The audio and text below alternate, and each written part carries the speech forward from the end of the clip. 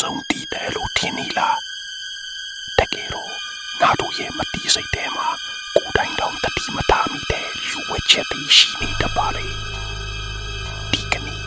မင်းရဲ့မတီးစိတ်ကထောင်းတာနေတဲ့အမောင်ဆုံးအရာကိုငါဖို့ထုတ်ပြီးမယ်မင်းရှိမှတော့တုံးချောင်းရှိနေတယ်မင်းရဲ့စိတ်အလိုအချဆုံးတော့တစ်ချောင်းကိုပဲငါစက္ကန့်အတွင်းအမြန်ဆုံးရွေးချယ်လိုက်ပါ